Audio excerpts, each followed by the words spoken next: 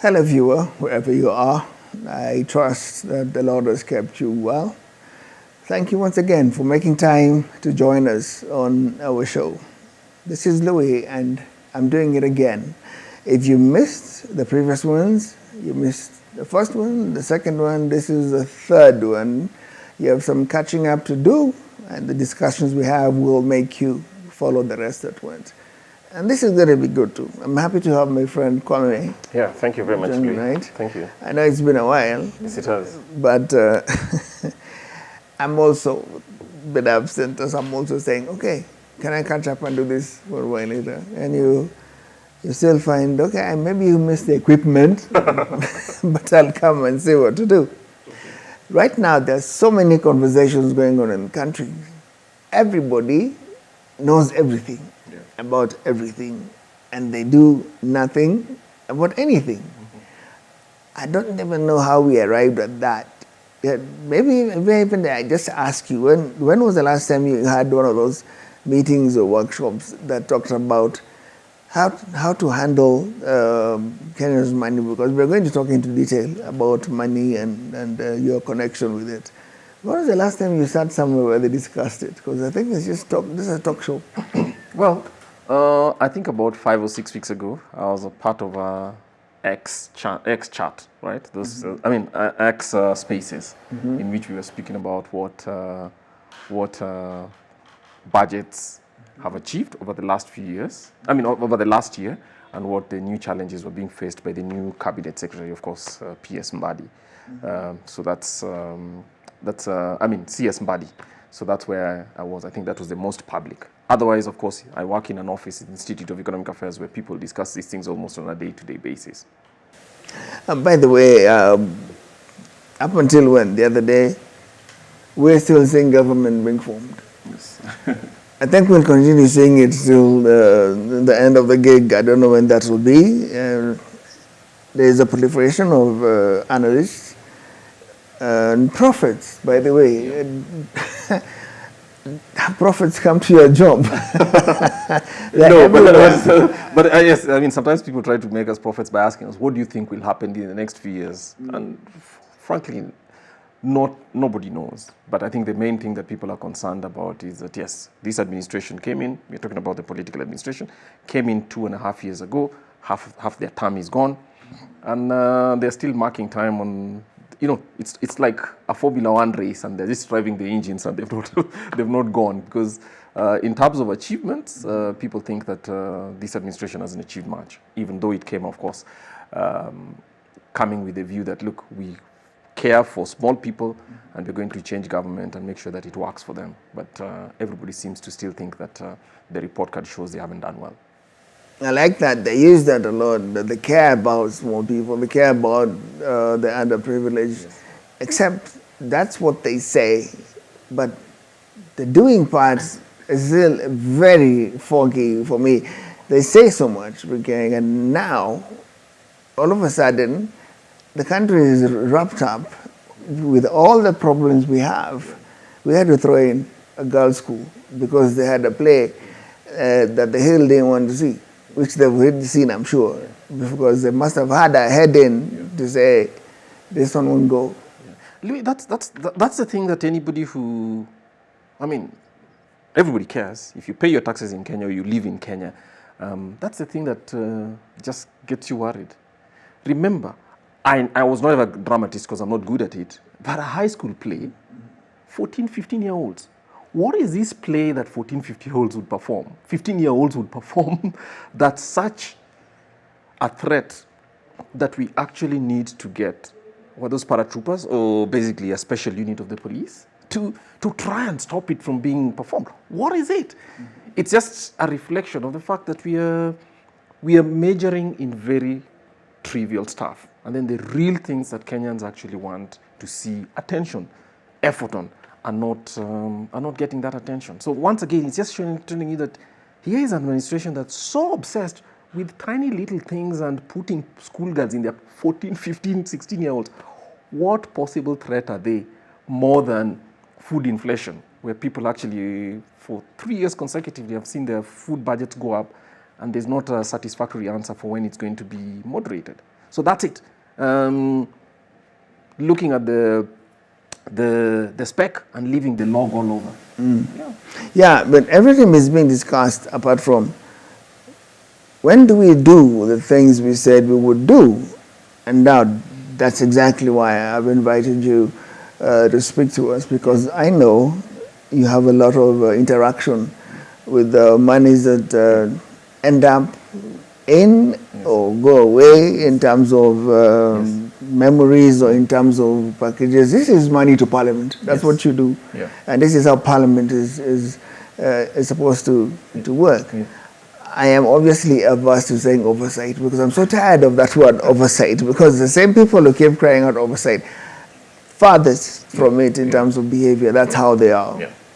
Okay, so I think you can't speak about the disappointment that Parliament has become without speaking about the promises of Kenya's constitution. In 2010, we were clear. We did not want a president ruling as if he was a 16th, 17th, 18th century king. We were clear. He and his courtiers and his security team, regardless, we were sure of that. So Kenyans come in, 68% of us pass a constitution. Well, it is significant that some of the people who are now leading government were against the constitution, but that's a debater's point. Yeah, I think people they forgot wanted that a part. parliament. We need to issue a reminder. But people wanted a parliament that actually performs its role. And we were not, as Kenyan citizens, we said, fine, if we have to pay them well, let's pay them well, so that they are not beholden to somebody from whichever hill or whichever White House telling them what to do. And that's the reverse of what parliamentarians have done. They've appropriated all the benefits that we've given them, and they don't seem to think that their work is actually to use the word that you dislike. Oversight. To conduct proper oversight. No, so they act like they're folding their hands and looking, look, we can't do it. There are small examples and there are big ones. And there are small ones. Like even that very day when this was being told to us, like all of a sudden, we're going to get an instant relief in monetary terms. When the announcement was then made, it looks as if the entire state of the nation was hung upon Adani, and it was. So, regardless of how long they spoke about it, it was going to be no Adani. And in most screens, that's all you saw. Whatever that was being talked about, no Adani. The very morning, the energy office, that very morning, the CS is going nuts. He's tired of explaining to people why this has to be. And this is what you have to understand about the fact that this is the way we're going to go. Why couldn't they have just called it on their way to Parliament and told him, Chief, we've turned around, details later, but you might want to lay off this? But he embarrassed him. Yeah. They embarrassed him on the same day they took it away. Yeah. Well, how is that for cohesion they're talking about? Well, I mean, I think sometimes, given the history of Kenya's cabinet, and right now especially, many of the people who sit in it are incapable of being embarrassed. Because you're right. If you are appearing before Parliament and telling them that, look, we are going ahead with this public-private partnership because our counterpart on the other side is very highly regarded. I mean, he's got all his ducks together, and we should go ahead regardless of what the claims of Kenyans are. Then the president comes and specifically says that I've heard, and I think he said, I paraphrase, but he said that some of the claims that Kenyans are making are actually valid and they require re-examination. For that reason, this deal should not go ahead with the specific firm. And the same guy just sits back like nothing happened. Yes, so sure. I'm saying he's telling you, without this realization, he moved with such speed to Parliament grounds that nobody forgot to place a call to Wandai and tell him, your script is not on. Yeah, but I mean, it's just in my view, there ought to be a statement out there, or at least something to show that, yes, we changed our mind for these very reasons. But once the president made the call, I mean, life proceeded as if it was all okay. And that's the worrying part, that yes, perhaps we have people who serve. The word embarrassment was completely expunged from their dictionary. So it doesn't matter to them. And many other words which will come out as we go along. Because there's another word they like using, benchmarking. Benchmarking, okay. So everybody's benchmarking. Yeah. And okay, benches are very different out there. Botswana comes here to benchmark. Yeah. Years ago, okay? Then they go to their country and they get it right. Okay. And now they're exporting a lot of beef. Yeah, globally. We, the so-called benchmark, are not even able to keep them in one place. So who's supposed to be traveling around doing this benchmark? We have a habit that there is no way and there is no acceptance of audit. The six of you travel. Yeah, yeah, You've been away for a while. yeah. Are you in the Senate? Okay, you need to tell us what you saw, what you find. Doesn't matter if you're in the Senate, you're an MP, but you got there for the people. That's what this country is about. It's for the people. Yeah. Don't you owe them an explanation? And tell them, I went to Finland. I don't know why. Don't you owe them an explanation? Well, to be honest, the question of benchmarking and the expenditure associated with it is, if I may call it, bad behavior that came from the executive, and it has infected Parliament seriously and also infected the judiciary as well. So it's an equal opportunity, it's an equal opportunity misdemeanor throughout the public sector. And where does it come from, Louis? It comes from the fact that we have a history in the public sector in which travel and alliances with it are extremely lucrative. So everybody wants to travel.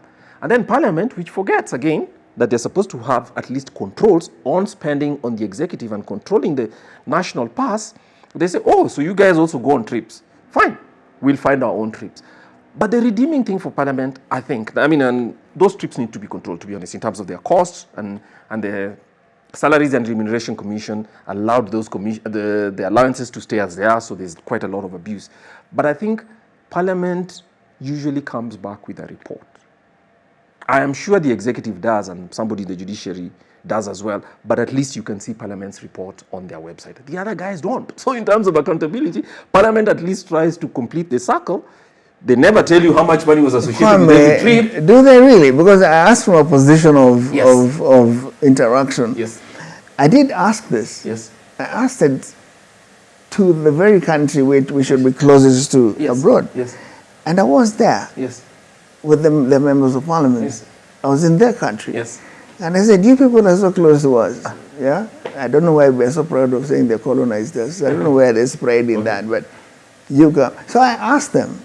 I asked this group that was meeting, the way we have a parliamentary committees meeting, and I asked them, do you people ever follow through and find out what information these people have garnered from this trip and taken back home? Yes. This guy, he looks at me like, he actually asked me, you're from Kenya again? I said, yeah, I am from Kenya. They said, nobody asks us that question here. Okay. I said, fine, I've asked it. Yes. So then answer it. Yes. And they said, actually, those guys come over, they tell us where and what to do. Sometimes we give them some over-enthusiastic handlers, so they go to other places. And in the end, they pass by, we do photo ops, and there goes your visit. That's true. I was at the WTO a couple of weeks back, and somebody, in Geneva for a different trip, business trip as well. And one of the things that I learned was visiting heads of state or visiting cabinet secretaries who go there. The African delegation usually goes with 6 photographers and a few other things. I was there when the Dutch, somebody from the Netherlands was there, of course the Dutch. Somebody equivalent to cabinet secretary was there. And he appeared with only one assistant and met the Director General of the WTO. I saw pictures of his equivalent from Kenya visiting, you know who I'm talking about, and was there with, I think, 12, 6 13. hangers on and a few other people. So obviously that costing. So it's our behavior. But what I know about Parliament, to give quote unquote the devil is due, is whenever Parliament travels externally, their office usually releases a report which is presented before Parliament. I am not saying that it's cost effective. We haven't assessed, okay, did you need to take 16 people to generate a 60-page report? Maybe they did, maybe they not. That is not examined. But Parliament, to its credit, does. If you remember the great report that came out when, and this is much, much earlier, before we had the Constitution, when John Gidongo left the country, and Parliament went. At that time, Uhuru Kenyatta was actually the leader of the opposition, and they went all the way to London. That report was prepared, and it was a monumental report in terms of informing Parliament about how effective it can be in controlling corruption. So, yes, to come back to your question again, whether they follow through on what they've learned is a different matter. But parliamentary procedures and parliamentary rules require that every time they travel, it doesn't call them benchmarking reports, but whatever, No, they don't do they it. should. So And there's abuse I of know the for them, process. especially at the White House, There's abuse of the the process. photo op. Yes. It's a thing. That they will hunt it, Yeah. they will beg for it, they want a photo op. They don't even want a meeting. They just want a photo op. Yes, but their assistants, if they come in from Parliament, they will always have a technical team who will prepare a report. Now, whether members of Parliament subsequently read that report thoroughly and act on it is a different matter, but that does happen. And one of the things that it does is that's even an accountability report, because it allows you to show how many times parliamentarians traveled last year. You can't tell that for the executive. Oh, well, if the president travels, of course, we see him at the airport and we can log in, but you don't know how many people travel. We try. I'm not sure we know all the times he does. We try. Okay. Anyway, so now let's talk about seeing those things. We try to put them in perspective. Okay, a day in the life of Kwame. So this is your 8 to 5. Yes. You've got Parliament and you've got all this discussion. So this is your 8 to 5. What does it look like? Well, so let's start with the fact that I work at the Institute of Economic Affairs. We are mostly a research house. So our work is to carry out research, use that for public education, sometimes be invited to be a guest in a show such as this. So I come in the morning, 8:30 is our reporting time. So I come in the morning, I work together with 27 colleagues at the Institute of Economic Affairs. So my work is basically correspondence. So I'm writing to somebody or responding to emails, which I dedicate the first half an hour, 1 hour of my reporting time to. Then the rest of the time I have meetings. So if we have, say, a coming event in the office, or we have collaborative meetings, yes. So we benchmark a lot as well, but we do it virtually. So if we have, somebody from, say, Uganda, South Africa, Sweden, or somewhere we are meeting, we do a virtual meeting. So we prepare for that meeting by my colleagues. Then if it's the first Monday of the month, usually I meet my management team, because I work together with a finance person and the other. Then the rest of the time, I write reports. I'm required also to do research. So for instance, Louis asked me here a couple of days back to prepare, so he gave me some snapshots, so I had to prepare some data so that I know how to do that. So that's how it goes. But yes, the first hour is spent correspondence, the second hour on management stuff, and then I usually spend my afternoons writing my research or supervising some colleagues on some joint work. Okay, so close of business, Kwame has to go home, or maybe you stop at a place or two. A parliamentarian is talking to you. What is your relationship with them like? Yes. I mean, yes, as I told you that I do some responding to correspondence, Parliament talks to us, especially the Senate and the National Assembly. To be honest, they ask our opinions a lot. Now, whether they listen to it That's another is a different matter. Maybe we are not persuasive enough, but they do. So I think at least every month I receive 2 or 3 letters from either the Senate or the National Assembly, from the clerk's office, asking me to respond to a bill or a policy. Stuff. Yes, Formal stuff. yes. Yeah. Which Parliament is considering, and they're requesting our opinions. So, and they usually give you a tight deadline. So they said, look, on this day, we are presenting this thing before the House, so you need to give us your response. And that's why I tell you in the afternoon, I sit with my colleagues to compose that and send it to you. So they do. I think what you're leading to is, are we persuasive with them? Maybe not. And I think we'd like to strengthen our ability to persuade them to look at things differently. So I will give you the example of perfect one. 3 weeks ago, just before Parliament was discussing the division of revenue between the National Assembly, between national government and county governments. And our view is, for a long time, counties have been receiving very little money. And this year, to its credit, this administration led by President Ruto on the executive side had decided that, okay, fine, devolution should be completed. So assigned more responsibilities to the county governments, which was celebrated, but it didn't come with money. So we went to Parliament and we are telling them that the amount of money that's been assigned is not sufficient given the tasks that counties have to perform. So we gave them our views, the Parliamentary Committee on Budget. We gave them our views. Of course, other people gave their views as well. regardless of the facts that we gave them those views, they said that, look, there's a big national debt that has to be paid for, those are national.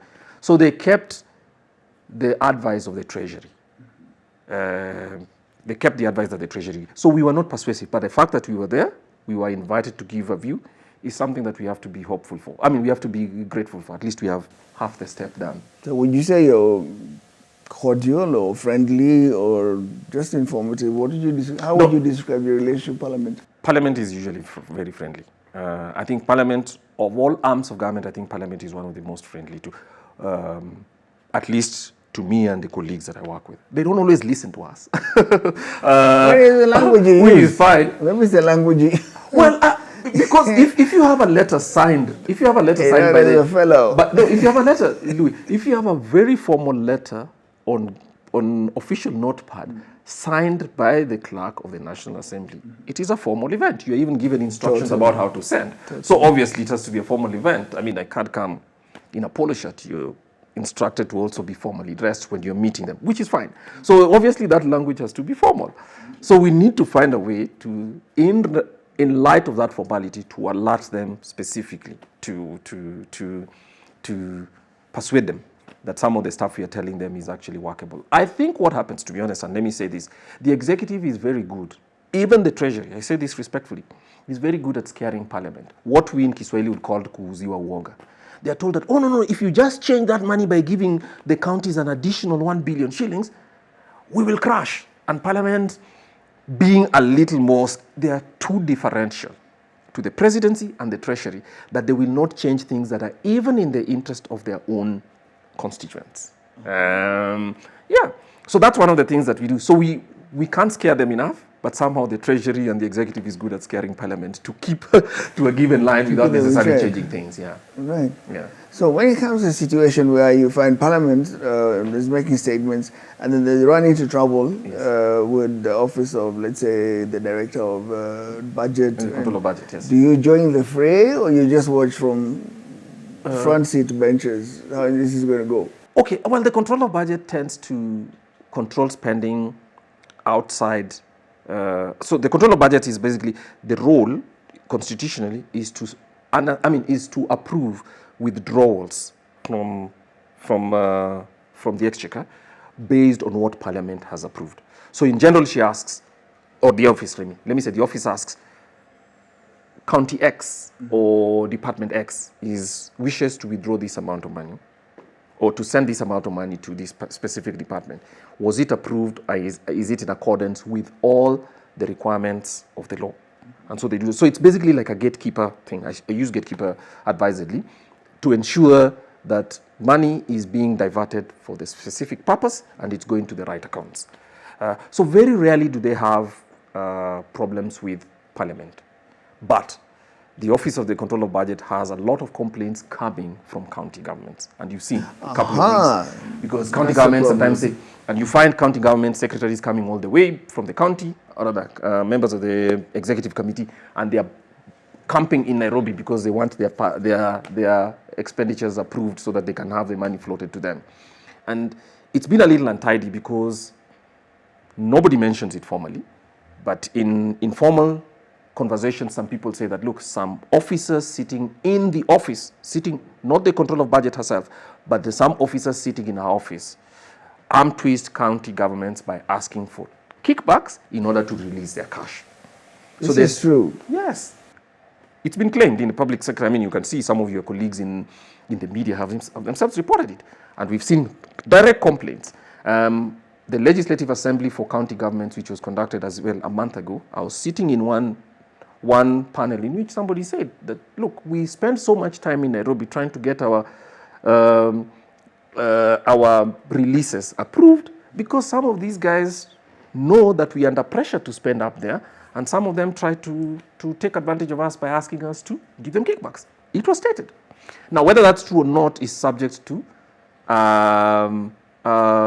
investigation. I think it should be investigated and done. But yes, that authority is in some instances. Yes, that definitely. In fact, not even just discussion. That's criminality. Of course. And I think Parliament could come in and solve that problem. If they really wanted to help counties, could say, look, if we've approved and everything is okay, there's no reason for county executive committee members and those in charge of county treasuries to be spending money here after all the paperwork is done to persuade you to release their cash. You should release that cash efficiently. So there's an inefficiency problem up there. And I think that's one thing that we must just examine. I don't think county governments, some of them are bound to exaggerate. But on this issue, I think they have something going. Yes, because they always complain. They always say there's a particular window that the controller of budget is asking for. That window would allow them to see how the money is traveling left to right. And that's the window governors don't want to give up. Well, I mean, to be honest, if you look at the Auditor General's findings, yes, governors too. I mean, or rather, let me say county governments too are very loose in the way they spend money. So obviously, the procedural requirements that the control of budget ensures are real and they're in law. And yes, I don't know why county governments should think that their withdrawals or access to the accounts that they have should not be in the purview of the control of budget. I think that was the right decision. However, that is for the purposes of ensuring integrity in the financial process. It shouldn't be used against county governments, and the complaints that have come should be examined. So you're right.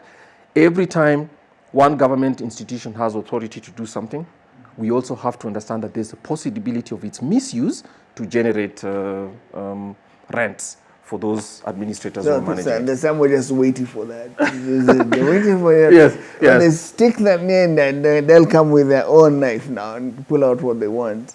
I was just wondering, with all this back and forth, parliament and money, and then the citizen is caught in the middle. And that's all the governor tells him. I know you want this. I know you want this school finished. I also want this hospital to have everything. Those guys in Nairobi are not listening to me. Precisely, it provides an excuse. It provides an excuse for county governments that are performing poorly to transfer that blame on to the Office of the Control of Budget by saying money, quote unquote, money hasn't come from Nairobi. So for that reason, we are unable to pay our suppliers. Sometimes they even delay the payment of salaries. Some counties have delayed payment of salaries under the pretext that, look, we haven't had our flows cleared, and for that reason, we are unable to forward your wages because of that. So that happens. And it was, and I said this before, it was very sad for me to see on TV the concerned parents knocking down, and you could see the old corrugated iron sheets knocking them down. Looks like a chicken run. And they said, this is all we can do for class 9. This is all we can do. We don't know what to do with the children. So if they're in that situation, it makes me wonder, there's a government there. How does that get to be a public problem? it is. Not even just public. How does it become a national concern? It is. Louis, one of the things that I think members of parliament, if you see the lifestyles that people in the public sector lead, and I'm not just talking the politicians, even those central government bureaucrats and in the county governments, always flying in and out of the country, going through all those things and getting, you would not understand. I mean, you'd be mistaken because the lives that Kenyans lead, and we must not be cheated, Kenya. I hear people making statements such as there are rich counties where rich people exist and other people. This is a poor country. 40% of the population in Kenya cannot afford 3 meals a day. 21 million people. For a fact. For a fact. And that is government findings from the National Bureau of Statistics, referring to 2023. 40%. We are a poor country. We somehow are a poor country with a very rich government that is dishing money all over and traveling in trips and stuff like that. This is why poor citizens, very rich government. This is why, pray tell, I keep asking this question and determinedly, I'm fully convicted this is a lie that has to end. Yes. Why do we need 47 counties? I don't know. I mean, it's you know the historical thing about it. When the constitution was being made, the first draft was about for 15 counties. We could not get a consensus we could not get a consensus around those 15 countries because the country for a long time, for bad reasons entirely, was polarized around ethnicity and ethnic representation. So, and because government was not fair to everybody unless you have your own district, so everybody wanted a piece of their own area in which they'd be responsible. For them now? No. Well, to be honest, let's be honest. That does not mean the reason many people will still keep their counties is because the alternative with national government is even worse. Really? Yes. National government is supposed to be responsible for flood control. National government is supposed to be responsible for security. We know some people in this part of the world don't sleep at home because security has not been provided for them.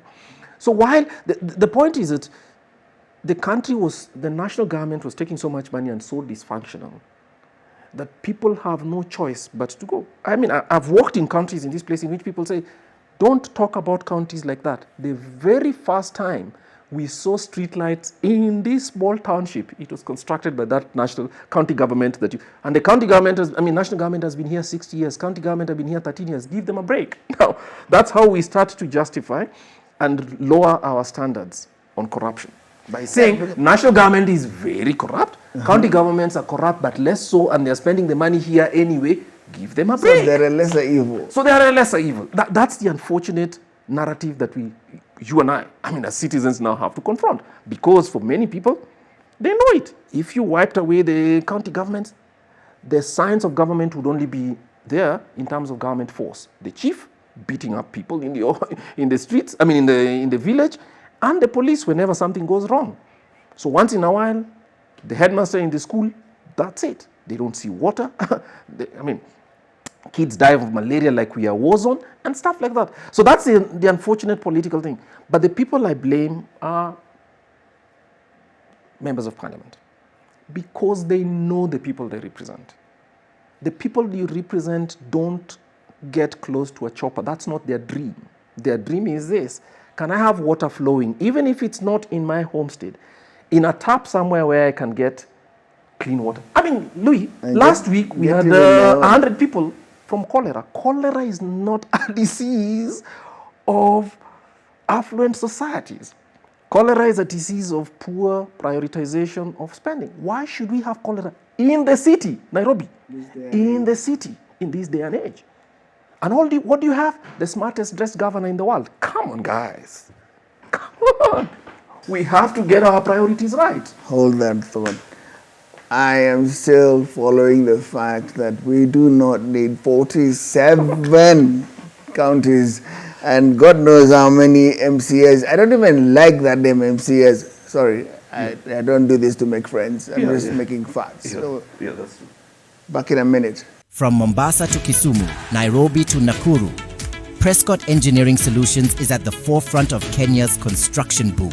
As the authorized distributor for top brands like Shantui, Dynapac, Howo and Gale, we offer a comprehensive range of construction machinery and genuine spare parts. Whether you need bulldozers or pavers, excavators and trucks, we have the equipment to help build Kenya's future.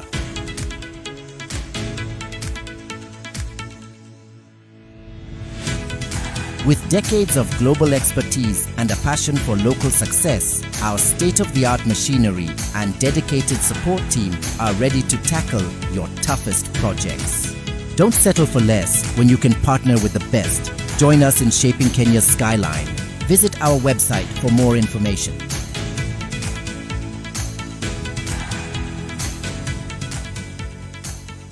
Welcome back. Thank you for your time. You're watching Louis. This is the third episode we have of this program. And today we're talking about the relations of money, words like oversight, words like, I don't even know which other word you use. Sorry, I'm with come in the studio and we talk a lot on camera and off camera. Yes, benchmark we use.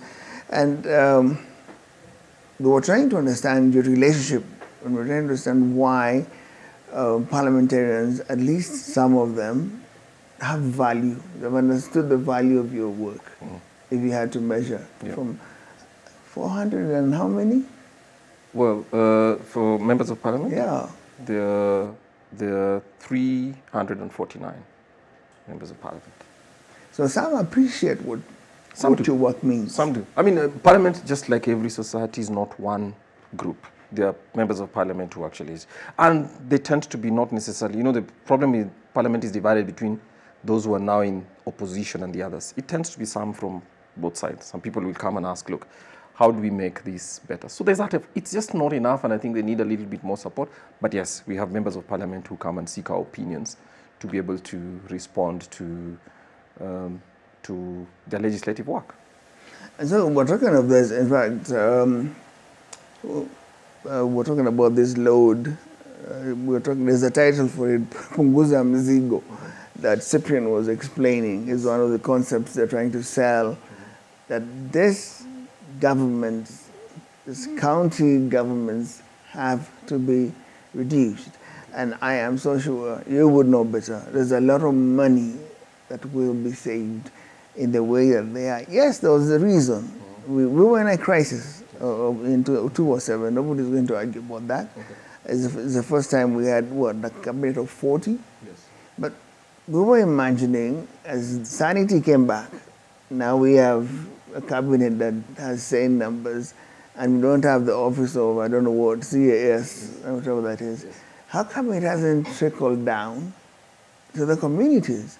Because every time we hear of an issue, and this I watch very carefully, whether it's floods, Yes. whether it's theft, whether it's conflict, like now you see the border conflicts, this is water for their cattle. Whichever way you look at it, tunaomba serikali. What about these people who say there's serikali in your home? Where are they? They're always tunaomba serikali. It's a horrific road accident. People have lost their lives. But they're not looking at the immediate. It's like the immediate government does not exist for them on major issues. So on that one, tunaomba serikali. Okay, so Louis, let's talk about this. I think that's a good question you ask. And what Louis is asking me, my interpretation is you're asking me that there are 47 governments, people feel they're unwieldy, and therefore Punguza Mzigo might be about reducing the number of counties. Let me first tell you, before we answer that question, let's ask you how much the government of Kenya collects in revenue every day. Okay?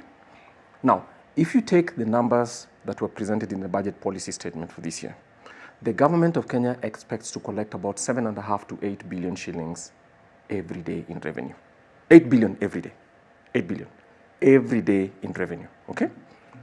Now, of that 8 billion in revenue, remember there are 350 days, 365 days. Mm-hmm.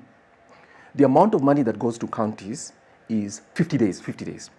So if you think about the fact that you're collecting money and sending it, after the first 50 days of the year, so between January and 20th of February, if you think about it like that in the calendar, right? The government of Kenya has given, quote unquote, county governments its share. The rest, the national government is collecting for itself. So what that means is, even if you wiped out all the counties, you're only saving 50 days of revenue. The reason I'm speaking about it like that is to be clear where the money gets spent. The national government spends as one. And fine, you can say national interest and all those other things that it has. The national government is still the biggest spending animal in East and Central Africa. And this is what they're so So good so when we hear Kenyans obsessed with extinguishing counties, I'm not saying counties have done well. Some of them are doing atrocious jobs. Yeah. But if you think about the things you see in national county governments as well, they receive some money. Mm-hmm. What that means is there's a common deficit of deficiency of the public sector to provide services to all of us. And then they want us to blame one side of the government or the other. The quality of public services provided in Kenya is just bad all over, whether it's national government and county government. But the county governments, I think I give them a little bit of a break. They're new governments. Obviously, they have some very severely dysfunctional systems, many of them. Governors who don't have a clue what they're supposed to do. But I don't want Kenyans to have the view that smashing county governments or putting county governments, abolishing them would save a lot of money. That's not true. The national government is the really, really big spender. So if we are going to release Punguza Mzigo, which is to reduce the burden that Kenyans have in terms of funding government, there is no way you're making progress without substantially changing how the national government operates. That's just about the numbers. And let's talk about the second thing. Okay. Even if you got rid of counties, some of that money would still have to be spent by national government in some way. Arbitrarily. Yes. And they might appropriate that money and do. So for instance, the Ministry of Health, notwithstanding President Ruto's statement that there'll be devolution up here, the Ministry of Health in Nairobi still spends more on health than all county government. Its budget is still higher than what county governments are able to push together for healthcare services. Why? Because it has preserved for itself national hospitals, policy making, and big buildings in Nairobi and other parts of the country where it still does most of the thinking work. By the way, so those are questions about how you reorganize government. So if you're going to think about that without changing national government, extinguishing counties is not going to be. You mentioned the health. Now we have this tourist CS. Yes. I don't know where we'll see him next. and we still have sports. We still have that. Where else? I mean, we can do that, but that's the problem. We have a tourist cabinet secretary. He cannot get into the program for the good of it in its entirety, because he, for one, has got one foot he's on transit.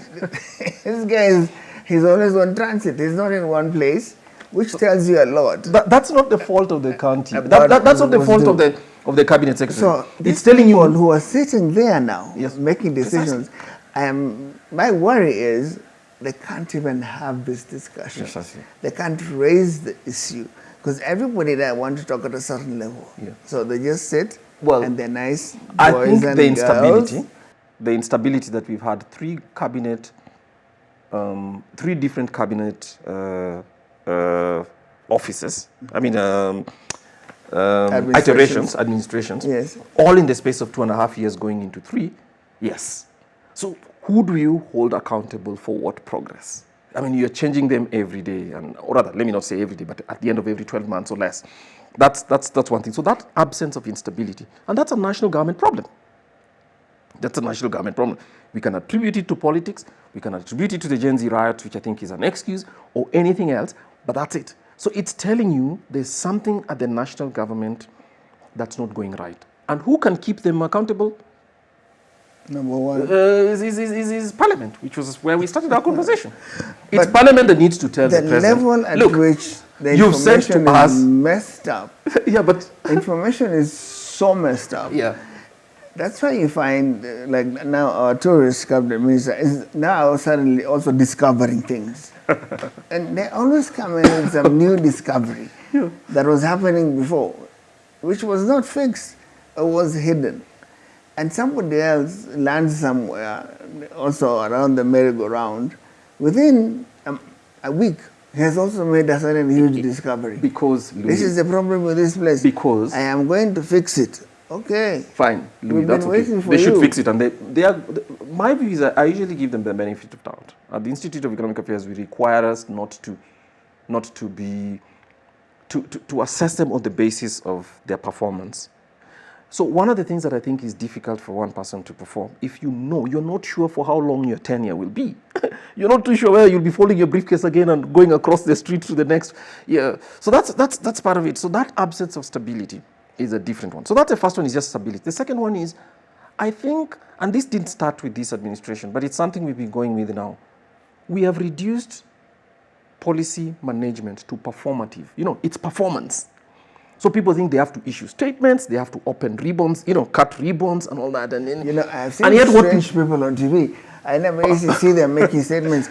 You see somebody making a statement, he's a deputy chief of staff in the State House. Why is he talking to the public? Precisely. It's so performative. In fact, from the days of you remember, of course, at the Ambassador Muthaura. Yes. Do you ever see even doing a press conference? Never. Kenywa, did you ever see him talk to people? Yeah. Now we have The- somebody who's forever in the news. So I think talking what to has people, happened- what as has you're hap- saying, setting off I think what conferences. has happened, Louis, of course, you people in the media, what has happened is we've substituted substance for style. So style is, appearing dapper, fancy suitors, sprezzatura, everything, your tie is correct, to read a statement without asking, guys, is this thing we are calling Chief Shah Social Health Insurance Fund working? And then you issue once in a while a statement of one person who had their bill of 36,000 shillings paid. What we want to know is, look, you've registered 12 million people in there. How many of them on a weekly basis are able to go through with their services, receive the services, and what's the failure rate? That's what we're asking, right? But it's become too many press statements. And I think too many of your professional colleagues, journalists, are now in the public sector managing press releases, and everything is supposed to be, crisis communication, as opposed to managing and doing policy. So there's too many press statements being issued, some of them contradicting each other, and that's it. That's public service management. But sadly, it means they're fearful. Sadly, it means that they cannot stand up and talk and speak to power. They can't talk to power, they can't speak to power. And things will start to go wrong, they're already going wrong. Yeah. And they will continue going wrong because all these people, in all the statements they read, their statements always start with a word from the Hill and end with a word from the Hill. So you wonder at that part, somewhere in the middle, have you said anything at all as a substantive cabinet secretary? Have you said something at all? Because all you're saying has come to you from the Hill. So you praise the Hill, you say two other lines, and then the next line you say, and the Hill is going to be very keen and is going to follow up on this. So you wonder, who is speaking? Who is speaking? Because a lot of things have gone wrong just on the basis of information. So that even the good things you're doing, the people in their homes, in their locations, in their villages, they cannot see it. That's true. That's why even when a tree falls on a fence, tunaomba serikali. But look, Lee, I think what you're telling us is that there are limits to which you can go by a professional communication service for the public sector is required. That nobody doubts. Whether they should command some of those high salaries is a different matter. But a professional communication service for the public sector is required. But if somebody who's a professional communicator is telling us something that I know, I can see it in the data. They're saying government spent this and it didn't. They're saying government bought a system for $300 million and we know it is not worth it. Or we know the system has not been delivered. Then they become propagandists. And the unfortunate thing is, even the ones who don't have a seat at the table want to issue statements. Yes, but the ones who have a seat at the table, you wonder, what is the government spokesman doing sitting in a cabinet meeting? But the worst part is this. I think that a professional communication service might think that, look, what can we provide for an administration? This administration, the administration that exists today, really needs to raise its credibility. And that's where the professional communication services could help. But I don't think they're helping, because every time they issue statements, people even trust government less. So they really need, because you cannot believe that vacuous communication will persuade every Kenyan. But that's the trend now. Whenever because the statement looks nice. The SUVs roll into town and heads pop out of the heads pop out of there, and you say, here we go again. The promises will roll out, and then they'll go dive back into the SUVs, and they're gone. Well, that's so how do we help the citizen then? Given the opportunity and given the job that you're doing, the information you have, how would you alert just a citizen, an ordinary citizen, to help in this magic word of oversight?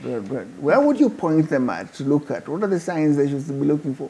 Look, ask yourself as a citizen, a government that collects 7.5-8 billion shillings per day, okay, in taxes from you, and then borrows close to another 2 or 3, actually close to 4, 3 or thereabouts, 2 or 3 about, per day, you should ask them, what kind of public services should be provided for that money? So it's a value for money argument.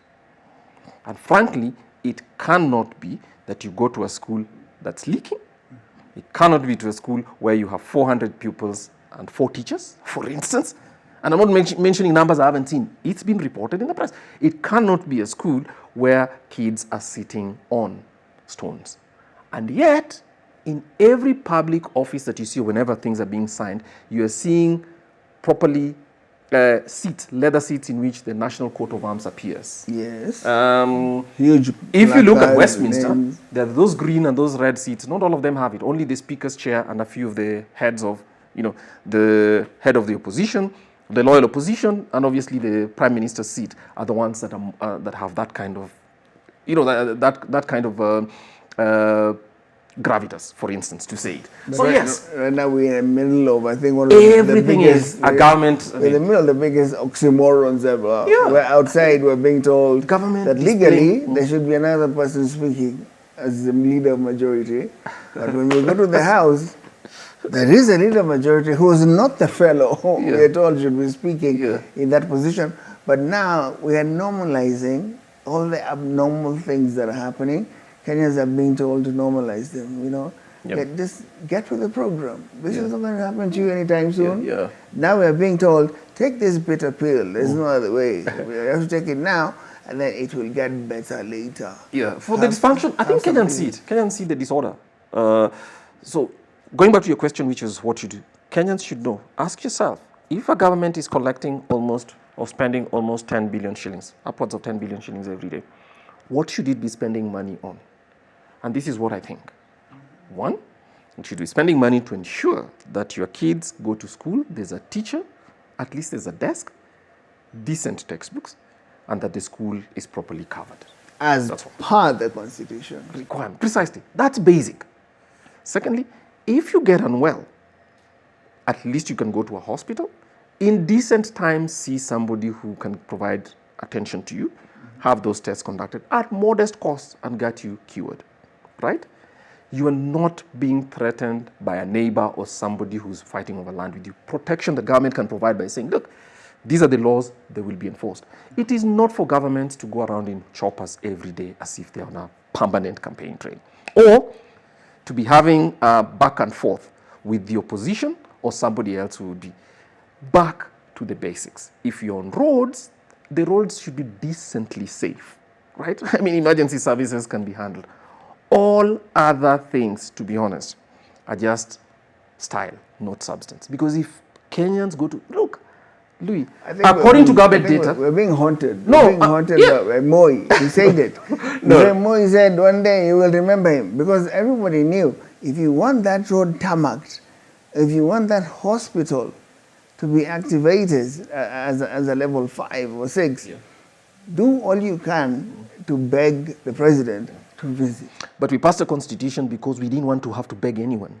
We are the sovereigns. These guys work for us. So anybody who thinks that they are king in Kenya, he's mistaken. And the courts will sooner than later show that to him. Have you been to the hill lately? No, I haven't. That's not the kind of company I keep, right? I mean, I'm a more modest guy. But don't that's worry, I don't basically go there the yes. But the point is, Louis, we have to divert government's attention back to the basics. Back to the basics. If you said you're subsidizing fertilizers or seeds for farmers, they need to show up on time. So you kept farmers waiting, the planting season has started, and the seeds and the fertilizers have not shown up. So this idea, go back to the basics. A government that can't do the basic stuff well should not be lying to us that it can do all those other things. Just that. So Kenyans, let's ask ourselves, what is it? And I'll say this, every day, if you take the National Bureau of Statistics data, every day, about 11 million children go to a primary school that is run by government. Another 5.5 go to a secondary school that is run by government. They wake up 16 million children, 1/3 of our country's population, bigger than some countries in East Africa, bigger than South Sudan, bigger than Rwanda, bigger than Burundi. Go to a public school. We want to have schools have water, have classes, have teachers. That's it. Leave those here first before you start getting your fine Brioni suits, which we are not envious of. But at least provide the basic things. That's it. Let's just get government doing the basics. The rest of the time, They can spend it in their fine parties and high-fiving each other. You know, I keep wondering why we get duped so easily. I keep wondering why we are so gullible, because these things are known. And they say, if you want to hide the truth from a Kenyan, put it in a book. They're never going to find it. It's going to sit there. It may be right here. Yeah. They're not going to pick this up. Yeah. But it's okay to run around and you are telling people, okay, politicking is over. Yeah. No more siasa until close to the year of elections. Yep. But guess where you are? You are atop an SUV. Yeah, but I think they should, if they must politic, because you can't deny them. I actually also think that when people say that there's a permanent campaign, well, I think people have a right to try and speak to whoever they want to, whether it's somebody in the opposition or a deputy president who's left office who wants to speak to people about his ideas. He should be allowed to speak to. Even high school girls who want to act a play should be allowed to act their play. If you don't want to attend, please don't. But don't go harassing children. I cannot understand that we can be held the national news of the day, 3 days running, a 15-year-old girl. Yes, a school play. That's the sorry state of this. We take ourselves too seriously, but those are the stories that tell you that, yes, we are almost a circus. School play. These girls were just school play. They just want to perform, do their best, and go back to town. They don't have to be invited to, as the others get invited to those posh places to perform for important people. A school play. Remember, they've been rehearsing this for the whole They town. were saying, people are now juxtaposing and said, what would Uhuru have done? And by the way, I agree, he would have had a good laugh. Why? Because I always tell people, Uhuru was not and is not a political leader. Mm-hmm. Uhuru is a prince. Mm-hmm. He woke up and he found his father is king, mm-hmm.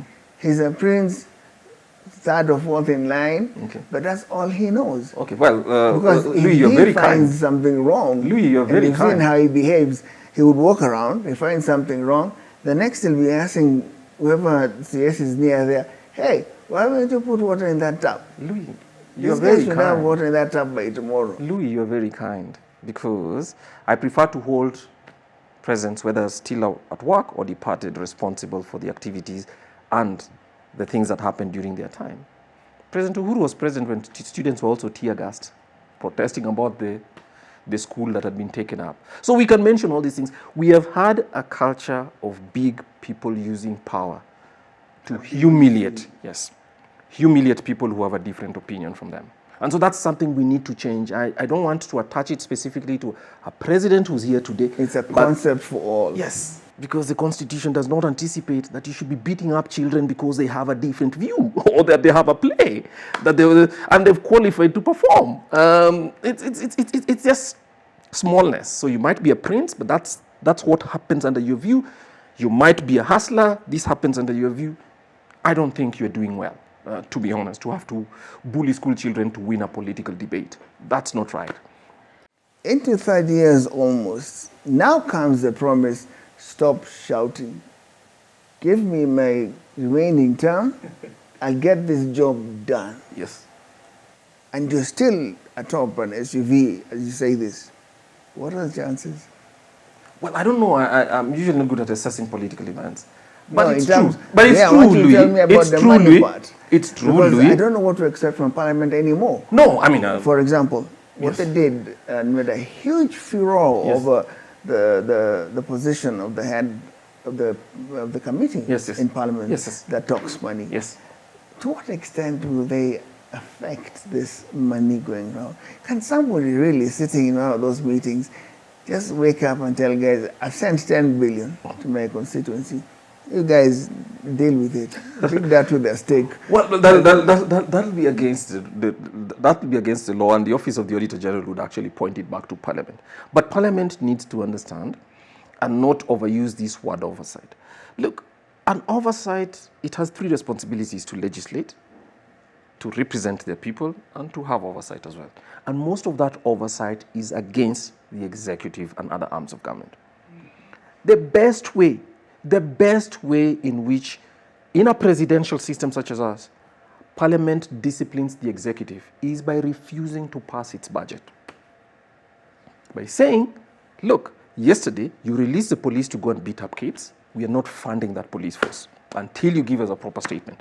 But to simply talk about it in funerals and political rallies as if you're really upset, but maybe not, and then you pass the same budgets again, I don't agree with. Or the Inspector General of Police. Short memory for such things. Or the Inspector General of Police. How did this happen? What was the real threat? What was the real threat posed by kids performing a 40-minute play? What was? I'd really like to understand that as well. I mean, I'm not in a position to question anybody. What was the real threat that justified using this level of this response, this very robust response against school kids? And if he cannot justify, let it go. You have an issue with the guy behind it. Yes. Pick him up later after the event. But even then you cannot punish kids because you dislike the playwright. How he arrived at that position. But it's also not good to punish these children because you disagree with the person who wrote the play. I mean, we are trying to create a democracy based on the Constitution. You don't have to like me, but I'm a citizen like you. Don't watch the plays that I write if you don't like it. Just like even for our viewers, they listen and agree with some of our views, but I can't tell you, Louis, you must not allow Kwame to say this. You just tell him, look, you come in and make your peace as well. We'll listen to both of you. But the idea that you shut people down because you disagree with them is very undemocratic. And I mean, it's crass, and we should call it out for what it is. That's the word I'd use. But even as we start winding down, I just wanted to know, this relationship you have with Parliament, to what extent is that committee powerful that people should go out there and want to throw each other above the fence and onto the road? The committee that handles the money business, can somebody isolate himself from that committee and allocate for himself money? Is it possible? No, not according to the Constitution. As I told you, the government of Kenya, based on the budget estimates that are presented in the budget policy statement, spends about 10 billion shillings per day. That's a lot of money. That's a lot of money. And the budget committee is the one that approves or, on behalf of Parliament, reviews each of those expenditure proposals before it brings it to the House for voting. So you can tell why everybody has it. It is true. Some members of Parliament sitting in those committees in earlier times used to allocate themselves money for their constituencies. So the power of that committee should not be lost on any Kenyan. And that's why we should hold that committee with even greater responsibility for the outcomes, the budget outcomes that we see in Kenya. There's no well in Siaya, there's no well in some other place, or there are not enough teachers in a school. We should ask them and say, look, you approved a budget that did not distribute teachers to our schools. Please explain this. That committee is very powerful and it needs to be held accountable for the power that it holds. It's disproportionate. For purposes of argument, if they called you up the hill tomorrow, yes, and they told you Buddy's going home, yes, and you're going to Treasury, yes, no, what would you say? Louis, wise people should know what they're capable of and what they can't. And I'm not speaking as a measure to what he's yes. doing. No. I'm saying... Because right now there's no way to measure No, Louis. Because they're playing merry-go-round. No, Louis. And our tourist minister is the best. No. That guy, I don't think anyone can touch him now. Wise people are those who understand their limits. So I've worked in the Institute of Economic Affairs 21 years now. I came there right from high school. From college, and I've been here. I know what I am cut for. I might have the ideas. If I have an opportunity to meet the committees of Parliament and that we give them the best dispassionate advice that we do. You don't give them any hang-ups by saying, I'm coming for your job. We can't do it. We can't. Our view is to provide them with dispassionate advice. They can take some of that advice. Those that they do not agree with, they leave. But that's it. The point again is, you can't fix Kenya by simply shifting one person as the cabinet secretary. You need to change a system. And a system is not even those politicians. It's this public sector bureaucracy that knows all where the money goes on a day-to-day basis. You remember a couple of weeks, last year, a clerk working at the county government who earns 80,000 shillings, right? But had in a bank account close to 200 million. I estimate That's about 200 million. typical in this country. Precisely. So that's not, your problem is not Buddy, is it? He represents it as his head. But in the pipeline around people who work with him are very serious sharks that needs to be fixed. So you don't fix it by simply fixing the head. It helps if you have somebody who explains that stuff and understands the systems. So if the hill, so it's not just about a voice, no. If the hill makes that call, you're not going. No, I'm not. I mean, I would respectfully. I would have to. I have a contract with the IEA and always finish my contracts. I would have to. No, I don't claim those rules. No, I mean, I'm just wondering if the importance of that office is really understood by Yes, Kenyans. yes. And like you're saying, it just doesn't start and end with the head. yes, it does. So okay. do people understand the gravitas of being Louis, in that you building? know that many people my age and many people who work in the places that I work would not come and sit with you here and say the stuff that I've said. Not because they don't know it, but perhaps they're angling for this, or they were not brought up to say what's in their minds. They say what they think the other guy wants to hear. So I'm not the guy who would take a position which requires me to say what's in my mind. I don't bite my tongue when people say silly things. I don't bite my tongue when I can sit in a cabinet meeting and we were beating up kids the other day and still pretend the country is okay. It isn't. It isn't. That's why I called you, and so I called the you. force of government. When we met from day one, Yes. that's what we when you have the agreed on. force, when you have the force of government that is only used to put kids in their place, I mean, that's a serious dysfunction. That's a serious dysfunction. So with all due respect, I take the call, but I tell whoever is calling, I would not be useful for you. Thanks. I mean, just to understand, we're closing, Yes. but just to understand this money issue, because all of us, it's like everything that happens in the world now, we don't know whether to shiver about it, shudder about it, and do what.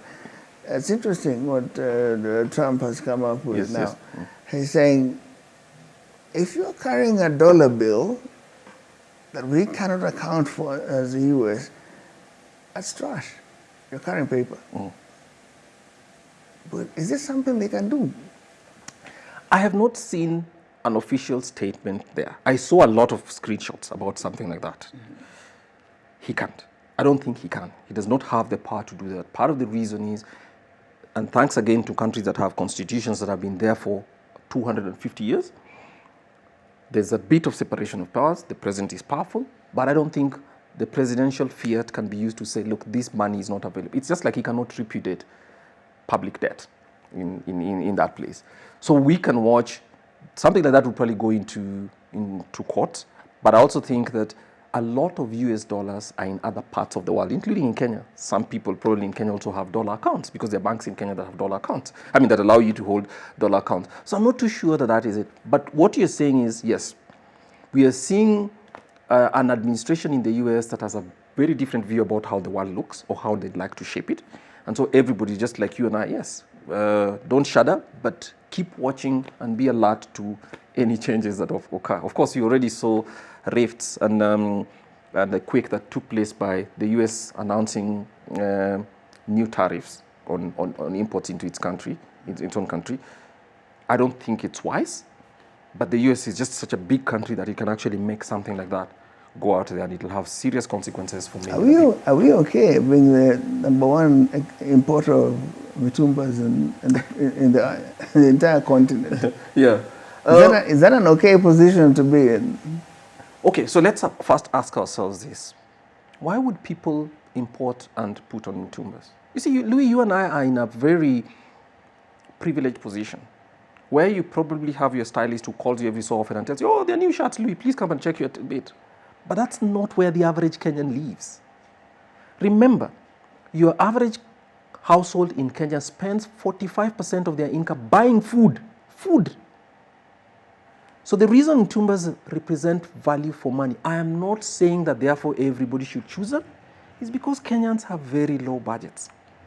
Some people can only have Christmas clothing if Mami, who trades in the local market in Luanda market or Siaya market, I'm talking about this because I know them, has money that's been saved, and they will not walk into Woolworths or Italian menswear, for instance. Advertiser. They will walk into that place and open a new bale, and Johnny will get the basketball T-shirt with a Michael Jordan or LeBron James, and that's Christmas for them.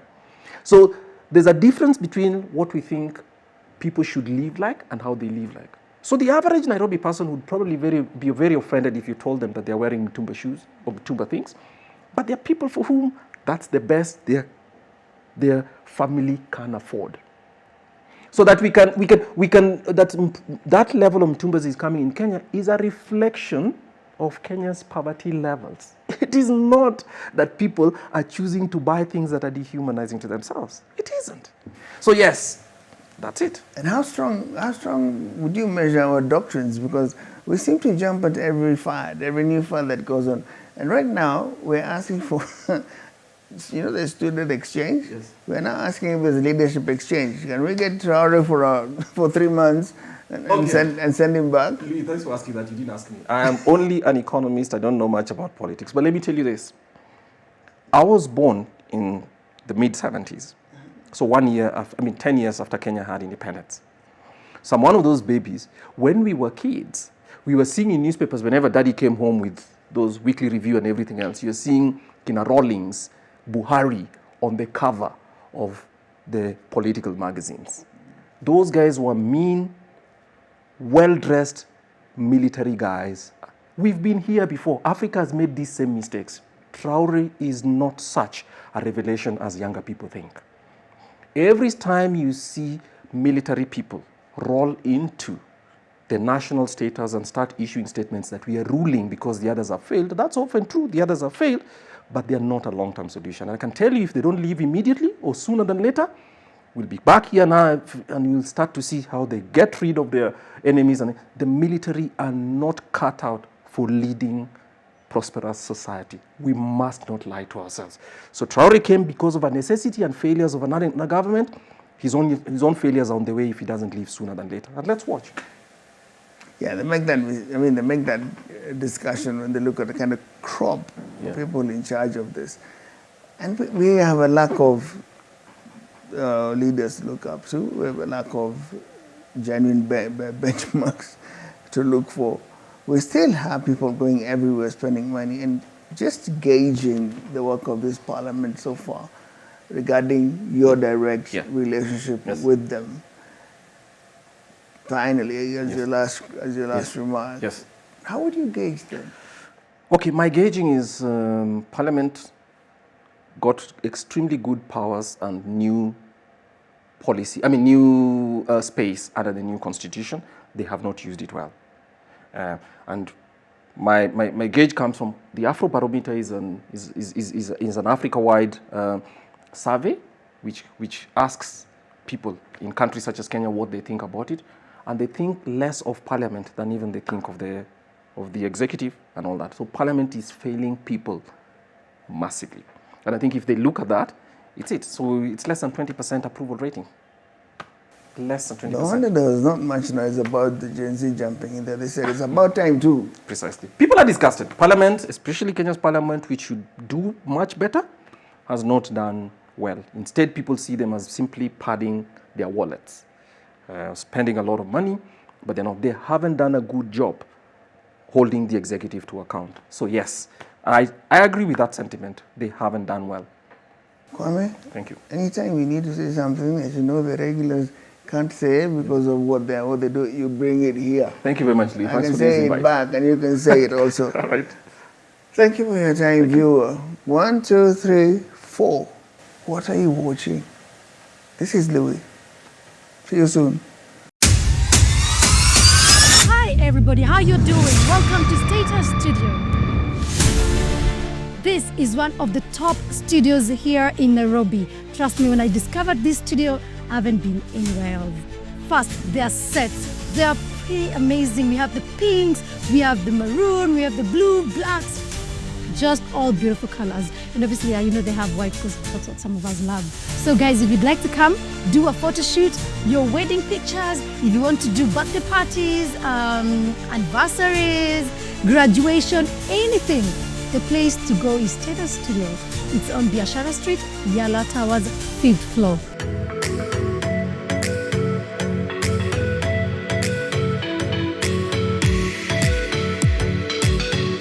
Trust me guys, all those pictures you've been seeing of me lately, courtesy of Status Studio.